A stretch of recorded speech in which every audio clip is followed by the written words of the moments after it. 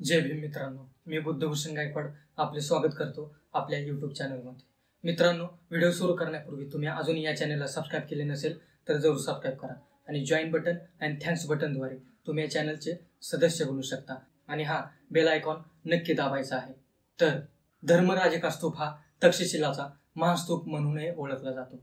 हा तक्षशिला पाकिस्तान जवळील बौद्ध स्तूप आहे। हा स्तूप इसवी सन पूर्व 2ऱ्या शतकात आपल्या समृद्धीवर होता असे इथल्या अवशेषांवरून आणि पुराव्यावरून समजून येतं। आणि हा स्तूप कुशनांनी बुद्धांच्या लहान हाडांचे तुकडे म्हणजेच अस्थि ठेवण्यासाठी बांधलेला प्राचीन स्तूप आहे। स्तूप त्याच्या आजूबाजूला आणि नंतर विकसित झालेल्या मोठ्या मठ संकुलांसह तक्षशिलाच्या अवशेषांचा एक भाग आहे, ज्याला 1980 मध्ये युनेस्कोच्या जागतिक वारसा स्थळ म्हणून घोषित करण्यात आलं। या स्तूपाची स्थापना इसवी सनाच्या 2ऱ्या शतकात कुशनांनी बुद्धांचे अवशेष ठेवण्यासाठी केली होती असं मानलं जातं, जे कदाचित पूर्वीच्या स्मारकांमधून मिळाले गेले होते आणि इसवी सन 78च्या आसपास या ठिकाणी दफन करण्यात आले होते असं दिसून येतं। धर्मराजिका स्तूप येथे धार्मिक पूजेदरम्यान म्हणजेच बौद्ध वंदनेदरम्यान लोबान नावाचा एक नैसर्गिक सुगंधी पदार्थ वापरला जात होता। तर स्तूपाच्या बाहेरील बाजूस रंगीत काचेच्या फरशीने सुशोभित केलेलं होतं असं बौद्ध ग्रंथात नमूद केलेलं आहे। असा दावा केला गेला आहे की धर्मराजिका स्तूप हा आणखी जुन्या स्तूपाच्या अवशेषांवर बांधला गेलेला होता, जो मौर्य सम्राट अशोकांनी इसवी सन पूर्व 3ऱ्या शतकात बांधलेला होता असा काही पुरातत्व शास्त्रज्ञांनी अंदाज बांधलेला आहे। साईटवर सापडलेली इंडो ग्रीक नाणी इसवी सन 2ऱ्या शतकातील आहेत। या नाण्यांमुळे हा स्तूप किती जुना आहे आणि या स्तूपाचा नेमका काळ समजून येतो। मुख्य स्तूपाच्या आधीचे छोटे स्तूप संपूर्ण धर्मराजिका परिसरात आढळतात आणि पूर्वीच्या मुख्य स्तूपाभोवती इकडे तिकडे पसरलेले दिसतात।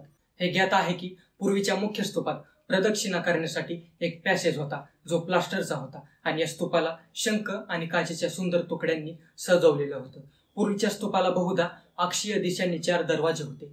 हे ठिकाण पर्शियन सासानाईड राजवटीच्या नियंत्रणाखाली आलेलं होतं। काही काळ हा परिसर परकीयांच्या प्रभावाखाली श्वास घेत होता। या ठिकाणचा कुशन आणि केडाराईट कालखंडात मोठ्या प्रमाणात विकास झाला होता, ज्यामुळे साईटवर असंख्य मठ आणि स्तूप जोडले गेले होते। बौद्ध धर्माचा विकास खऱ्या अर्थाने कुशाण राजवटीत झाला, तर कुशाण वंशामध्ये अनेक महान राजांनी राज्य केलेलं होतं, परंतु कनिष्क हा सर्वात महान मानला जात होता। तो एक शक्तिशाली आणि निर्भय नेता होता, ज्याने अनेक भिन्न संस्कृती आणि धर्मांचा समावेश करण्यासाठी आपल्या साम्राज्याचा विस्तार केलेला होता। त्याच्या कारकिर्दीत शांतता आणि समृद्धी दिसून आली आणि इतिहासातील सर्वात यशस्वी शासक म्हणून त्यांची आठवण केली जाते। कनिष्क हा कुशाण वंशातील सर्वात महान राजा होता। त्याने इसवी सन 127 ते 151 पर्यंत राज्य केलं। त्यांच्या साम्राज्यात सध्याचा अफगाणिस्तान, पाकिस्तान आणि भारताचा काही भाग समाविष्ट होता। कनिष्क हा बौद्ध धर्माचा महान संरक्षक होता। त्याने अनेक बौद्ध स्तूप आणि मठ बांधले। त्यांनी काश्मीरमधील 4थी बौद्ध परिषदही बोलवली होती। त्यांनी बौद्ध धर्माचा जगाच्या नवीन भागात प्रचार प्रसार केला। बोधगया येथील प्रसिद्ध महाबोधी विहारासह अनेक संग्राम आणि स्तूप बांधण्याचे श्रेय त्यांना जातं। त्यांनी संपूर्ण आशिया आणि पलीकडील बौद्ध धर्माचा प्रचार आणि प्रसारासाठी हजारो बौद्ध भिक्षू पाठवले। कनिष्कच्या राजवटीत कुशाण साम्राज्य शिखरावर पोहोचलेलं होतं। त्यांच्या साम्राज्याचा विस्तार सध्याच्या अफगाणिस्तानापासून बांगलादेशपर्यंत आणि तिबेटपासून मध्य आशियापर्यंत होता। कनिष्क हा एक महान लष्करी नेता होता आणि त्याने आपल्या कारकिर्दीत अनेक देश जिंकले। तो एक हुशार आणि न्यायी शासक होता। त्याच्या राजवटीत कुशाण साम्राज्यातील लोकांची भरभराट झाली। भारतात सोन्याची नाणी पाडण्याची सुरुवात कुशाण राजांनीच केली।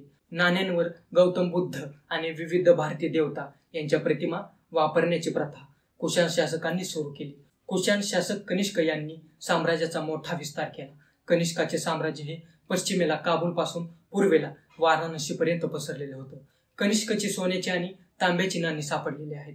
कनिष्कच्या काळात बौद्ध धर्माची 4थी परिषदही काश्मीरमधल्या कुंडलवनात भरवण्यात आली। कनिष्काने काश्मीरमध्ये कनिष्कपूर हे शहर वसवलेलं होतं। श्रीनगर जवळ असलेले कामपूर नावाचे गाव म्हणजेच कनिष्कपूर असावे। कनिष्कच्या काळात अश्वघोष हा कवी होऊन गेला। अश्वघोषांनी बुद्ध चरित्र आणि वज्रसूची हे ग्रंथ लिहिले आहेत। कनिष्कच्या दरबारात चरक प्रसिद्ध वैद्य होता। तो चरित संहितेचा 2रा संपादक होता। कनिष्काने सोन्याची नाणी प्रकरणांमध्ये आणली। या नाण्यांच्या दर्शनी बाजूवर ग्रीक लिपीत लिहिलेलं होतं, शाहू नानू शाहू कनिष्क। याचा अर्थ राजाधिराज कनिष्क कुशाण असा होता। नाण्याच्या मागील बाजूस गौतम बुद्धांची प्रतिमा आहे आणि बाजूला ग्रीक लिपीत बुद्ध असं लिहिलेलं आहे. त्यांना 2 पत्नी होत्या. राणी सुप्रिया प्रमुख होती आणि दुसरी बायको विद्यामती होती. सुप्रियाकडून त्यांना हुविष्क नावाचा मुलगा झालेला होता आणि हुविष्काला नंतर आपली पत्नी भाग्यश्रीकडून वासुदेव प्रथम झालेला होता. आपल्या धार्मिक योगदानाव्यतिरिक्त कनिष्कने आपल्या कारकिर्दीत अनेक महत्वपूर्ण राजकीय आणि आर्थिक सुधारणा देखील केल्या. शतकानुशतके इतिहासकारांनी त्यांच्या कर्तृत्वाचा अभ्यास केला आहे आणि राजा कनिष्क आशियाई इतिहासातील एक महत्वाचा व्यक्ती आहे. मित्रांनो, व्हिडिओ कसा वाटला कमेंट करून नक्की सांगा. या व्हिडिओला जास्तीत जास्त लाईक, शेअर आणि कॉमेंट करायचं आहे. चला भेटूयात पुढच्या व्हिडिओमध्ये. जय भीम.